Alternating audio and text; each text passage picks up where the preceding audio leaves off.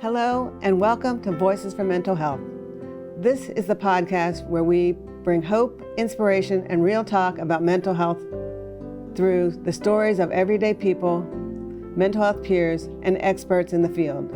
I'm your host, Candace Schoner, and today I am joined by Dr. Rita Louise, a naturopathic physician and a 20-year veteran in the human potential field. She is the author of several books, including Dang, It Was Me All Along, The Dysfunctional Dance of the Empath and Narcissist. Welcome back to the podcast, Dr. Rita. I'm so glad to be back with you. How are you doing? I am doing just fantastic. It looks like you're coming to us from your kitchen. Is that correct? Correct. Well, the green screen wasn't working out that good. And I'm like, hey, this is a good background. It's a lovely background. I love it. Some of the audience won't be able to see it because they'll hear the audio, but for those who are watching, they can see the great background. So let me ask you, what inspired you to write Dang, It Was Me All Along, and to explore the relationships, dynamics between empaths and narcissists? So I have a long history of getting involved with narcissistic people, not necessarily my romantic relationships, but they definitely were there. And finally came to the realization that I was involved with a narcissist. And when we split up, I kind of did a self-evaluation and realized that most of my relationships were with narcissistic people going back to my family of origin, which was like, which sent me on a deep dive into understanding that whole concept, and what was going on inside of me. How did I get there? Providing advice for the reader, so that they too could recognize the dynamics of being involved with a narcissist. I'm finishing the book up and I meet this guy who on the surface seemed really great.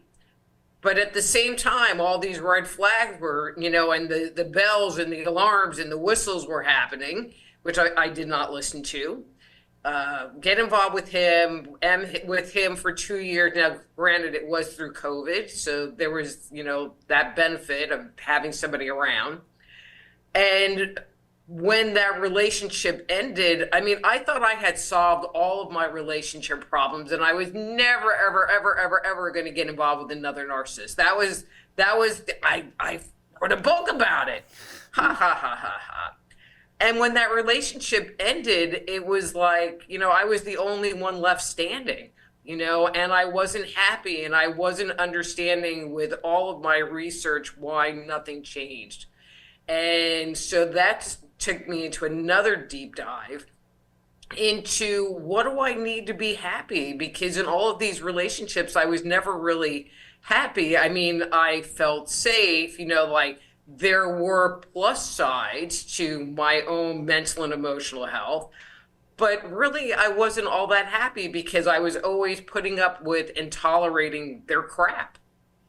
And so thus I wrote the Dang, It Was Me All Along book to, it's not a memoir, even though I share a lot of personal stuff in it, but you kind of go along with me on my journey of digging inside and talk, because I don't know, took notes, and it's like, okay, well, I'm exploring this. Okay, well, that's kind of interesting. And I put it all together. It's a good read.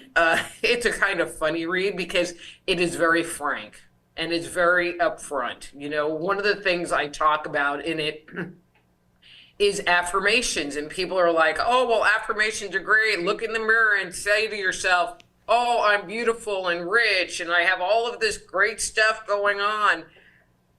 And I don't know about you, but whenever I would do that, my inner critic would go on overdrive and be like, bah, bah, bah, bah, bah, bah, bah, no, you're not. Bah, bah, bah. And so I let go of affirmations and came up with other ways of shifting what was going inside, but it really comes down to becoming aware of what is going on inside of yourself in relationship to other people. Well, let me interrupt you there. As we've talked about before, I'm also sort of a victim of a narcissist. I'd like to say survivor of many in my family.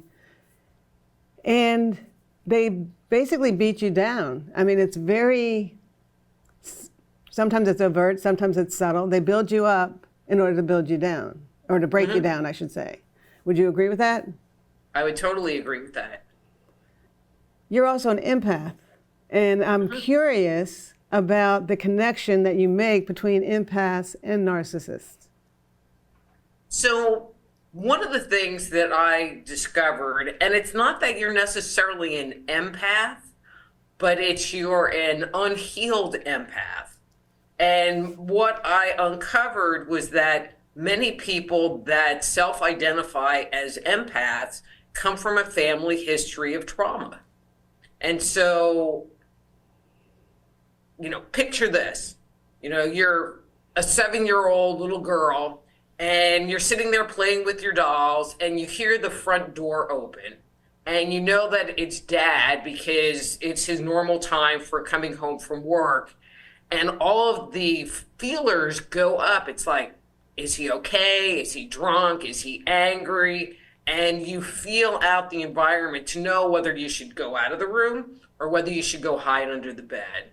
And so people that come from that family environment, I say have 18 years of training in feeling into what's going on and feeling into people's temperament. But it doesn't take away the wounding. You just get really good at feeling. Interesting, because I feel like you just told my story. I mean, exactly what happened in my life growing up with an alcoholic father. So, the whole idea of thinking about, oh, this is who's coming in the door. Is he going to be angry? Is he going to be happy? La, la, la. Should I come out of my room? As you said, get out of the bed, come out of the room. In your research, what are some of the warning signs that you're in a relationship with a narcissist? It's the way that they treat you. It's interesting, narcissists are very predictable in their life cycle. They, like you said, they build you up. They make it so that you walk around with all these feel-good hormones in your body. And then a point comes where they shift the dynamic and now they are doing things that are mean or cruel or untoward.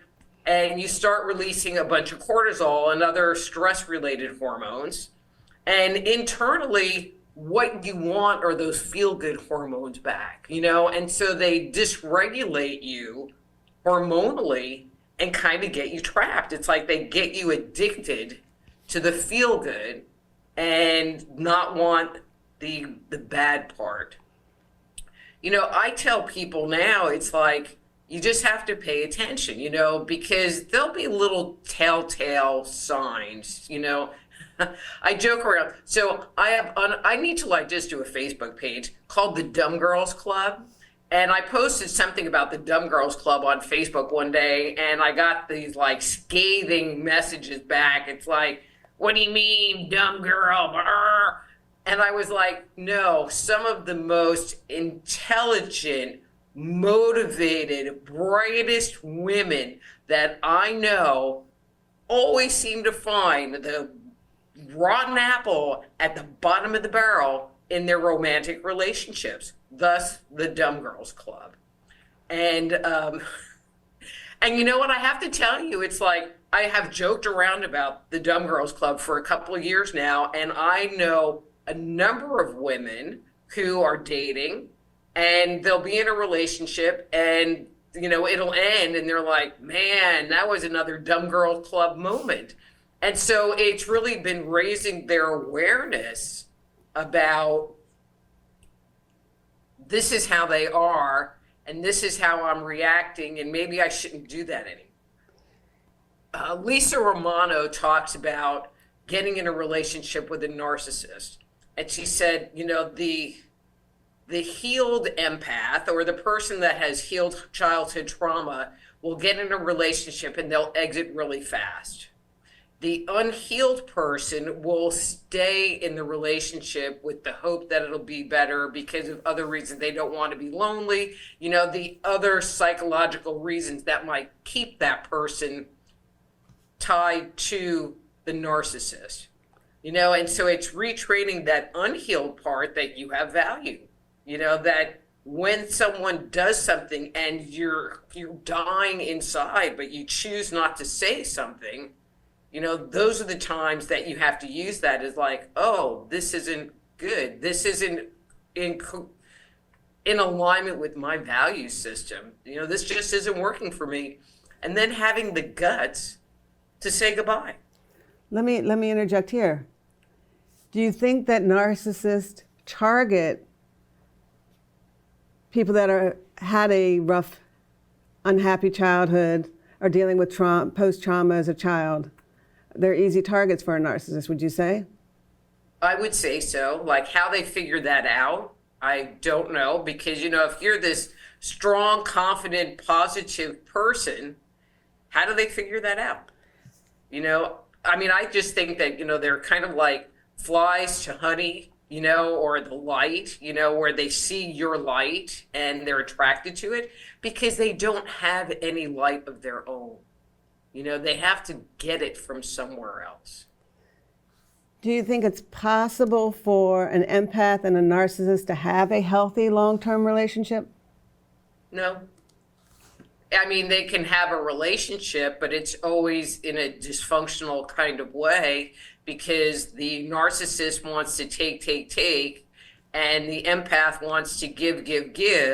And so the narcissist takes and the empath gives, but over time, it becomes old and it becomes tiring to the empath because you get to the point where it's like, you've given it all away and you've gotten nothing in return. So how do we break that cycle? How did I break that cycle? By really starting to pay attention to what was going on inside of me. So if I'm interacting with someone and inside it's not a good or comfortable experience, because we all recognize that, I like to say I put them in purgatory. It's like I put them over there, and because I have a three times or you're out rule, and then they kind of go into observation mode. It's like, okay, so I'm not ditching you yet, but I'm not going to necessarily fully engage, or when I engage, I'm going to be maybe a little bit more guarded of my feelings and see what you do.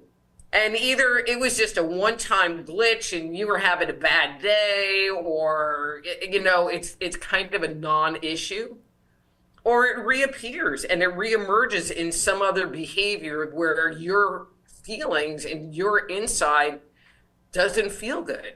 And then that's when you make the decision, do I want to continue with this? Do I want to keep having my happiness be disrupted by this person? Well, romantic relationship or not? In my research, what I found is that most people that are affected by a narcissistic relationship are confused because it's that up and down roller coaster ride. 1 minute, they love you to pieces and you're the greatest thing since sliced bread. And the next minute, you're incompetent, you're foolish, you're stupid, so on and so on. But if you know that that's how they are, and that's how they're going to treat you, and that's how they're always going to treat you, then it gives you a different perspective on the choice. One of the things that keeps people, there's the biochemical part that happens, but then there's the hope. And hope will keep people trapped in those relationships. It's like, well, but he was so nice, so maybe this is just a phase, and we justify to ourselves and overrule ourselves, loving them more than we're loving ourselves. We take their crap, and it's like, no, I think for me, I just got to the point where it's like, you know what? Not doing it anymore. I'm not taking your whatever. And if you're not going to treat me with dignity and respect, then I don't want to have you in my life. And that's a choice too. I'm choosing me, and that sometimes is a hard choice for people. It takes a while to get to that place to decide that I'm important too. That's what I was just about to say, is it takes a long time to get to the point where you value yourself, especially if you have a childhood filled with trauma. You're looking for that love, that validation, and you're getting it from outside yourself rather than within yourself. But even recognizing that that's a need that you have, and that is something that will get triggered, or that is something that comes up, in your relationship space, then you can at least address it, like loneliness. A lot of people will sit there and say, well, I'm so lonely. And then they get into a relationship and they stay because they don't want to be alone. They have a lot of abandonment issues going on. But if you can sit there and confront it and go, okay, I'll be alone, and it might not be comfortable, but it's more comfortable than being with this idiot, and it gives me the chance to heal that and find ways of addressing what's going on in me and what's wrong inside of me. It's a much healthier choice now in the long run. When you were making that choice and trying to identify the narcissist and what you were willing to accept and not accept, most narcissists, I understand, isolate their victims. I'm calling it a victim. So were you isolated? Did you have other people saying, this guy is not for you, this, you're living a unhealthy relationship, you need to get out? So most of the men that I would get involved with tended to be covert narcissists. But I got into this relationship once, and I went around to all my girlfriends and I said, if you think this guy's a jerk, and I brought him around, I go, you need to tell me, because I don't want to do it. And no one said anything, and blah, blah, blah. And then when we broke up, they were like, yeah, well, we never really liked him. And I'm like, I hate you. And if you ever do that to me again, I'm going to be so mad. Covert narcissists tend to be a lot more challenging to not deal with, but recognize, because they're good on the surface and other people really like them, versus they're just a mean, angry person in general. But aren't all narcissists at the beginning charming and lovable, affable, all those positive attributes on the surface? Mm-hmm. Yeah, they are. And even the more covert one, or the more overt ones, are that way also. Mm-hmm. But it really comes down to you paying attention, because even if all your friends were like, he's a jerk, but you're wounded and you have that loneliness thing going on, the abandonment thing going on, you're not going to listen to them. See, and that's why I'm wondering about your friends when, you brought him around and they were like, he's fine or whatever. They didn't come out and say that they weren't comfortable with him or didn't think he was a great guy. If they had said, look, he's a narcissist, or he is not treating you well, we're going to go back to the chemical compound of raising that, elevating those serotonins, those dopamines, making you feel great. Would you have listened to them? At that point in time, because it was very, very, very early in the relationship, probably, and I really did, with earnest, reach out to them about that, because I'm the founder of the Dumb Girl Club, and I'm really good at making dumb choices. And I'm like, well, maybe you can kind of tell me if I'm making a mistake again. No, you and I should be best friends, because I've done the same thing. I brought partners to people when I was uncertain, because I have been in what I would consider not very successful or happy relationships, and I've always put the other person before me. And until recently, until I did my research and studying relationships and love bombing and all of that, I decided I need other opinions, and I need to listen to my friends, and I choose my friends because they're honest and direct with me, which I love. Mm-hmm. Yeah, I totally agree. And I was talking about, the consistency. Like people are like, oh, well, they'll change, which will never happen. Narcissists have one playbook, and it just amazes me that they all play out of the same like rule book. And I remember watching that movie Gaslighting, which is where the term gaslighting came from in the whole narcissistic community. And I was watching it with the last narcissist that I was with, the one that I ended up writing the Dang, It Was Me All Along book. And we're watching the movie and something happens. I go, yeah, so now he's going to do blah, blah, blah, blah, blah, blah, blah. Not the specifics of the movie, but, he's going to go and say something and it's going to really upset her. And then she's going to kind of lose it. And he goes, did you see this movie before? And I was like, no. I go, but narcissists are, this is what they do. And this is just their MO. And once you understand that, you can look for that, or be more accepting, not more accepting, but, just more aware of that. Yeah, but it's hard, I think, to recover when they beat down your self-esteem, and particularly if they isolate you, like I know many narcissists do. And so how do we rebuild our own self-esteem? I guess is my next question. And I guess for me, I'm not isolatable per se, but I'm a bit of a homebody and, so I don't know. I didn't really find that as much. How do we rebuild ourselves? By just listening and paying attention. I mean, that is my main thing, listening and paying attention to what's going on inside and owning it. If it doesn't feel good, it doesn't feel good. And I don't have to not feel good. And if I'm hurting, why am I hurting? And because I shouldn't be hurting. Again, it might be a one-off thing. They make some smart comment, that hits us the wrong way, and so, but if that's the ongoing way that they interact with you, then that's something different.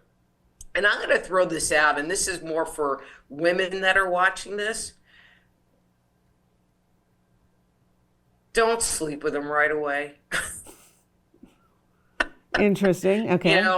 Give it some time. Give it time so that you can get to know them to some degree. And I'm not talking years and years. I had the 3-month rule, which was great. It gives you an opportunity to get to know who they are. If they're really interested in you after 3 months of not getting any sex, that's kind of a good indicator. But with women in general, once that line is crossed, it tends to make us be more attached to the person and less inclined to just walk away. 100% agree. I've been nodding my head while you were talking. You're right. I mean, once you have sex with a person, it totally changes the dynamics of the relationship. And I like the 3-month rule because it does give you a chance to know the person better. I am wondering though, and I don't know this on my own or from any research, but does a narcissist need to have sex with the person in order to continue a relationship with them and keep gaslighting them or doing what they do, because you're feeding the narcissist's ego? Can't tell you. Okay. Maybe we need to do a study on that. I don't know.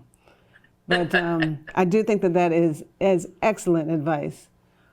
What would be the one key takeaway, that you hope your readers will gain from your book, It Was Me All Along? That happiness is possible, and you can be happy being by yourself.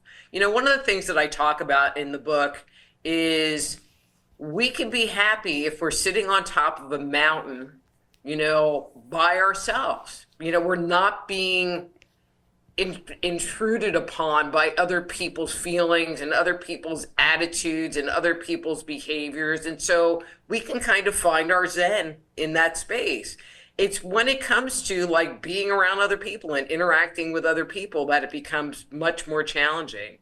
And learning to navigate that dynamic is a little harder, but you can. And it's really, I feel like I'm beating the same stone, but it's really about turning inside and knowing how you feel when you're around certain people, and then making the choice. I want to be with this person or not with this person. I mean, I have girlfriends that I've let go of because I spent more time not feeling good than feeling good. Thank you for saying that, because it's not just about romantic relationships. As someone who comes from a mother that was narcissistic, I had to make some tough decisions about that relationship. Same thing with other members, family and friends. So we've just got about a minute left. So I'd like to have you tell people where they can find your book, and if they want to contact you, how would they contact you? Sure. So my website is soulhealer.com. That's SOULHEALER.com, soulhealer.com. So all of my books are available on my website. They're all available on online platforms, Amazon, Barnes & Noble, all those regular places. And so if you want to reach out to me to schedule an appointment, because I do work with trauma survivors, you can do that through the webpage. That's the easiest way. But I would also like to share with your listeners, every Thursday night, I do a show called Thursday Night Live with Dr. Rita Louise, where it opens up with me touching on a topic, which changes every week. And then I open up the chat line for people to get free on-air psychic readings with me, which are fun.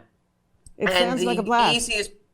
The easiest place for people to interact is by going to YouTube, and my YouTube channel is Just Energy Radio, and that's 3 words, Just Energy Radio. On YouTube, hit the live button at 7 p.m. Central, join the chat. There's a great group of people that come every week. Dr. Rita, it's always a pleasure. Great information, great conversation. And to all of our listeners out there, remember, you are not alone.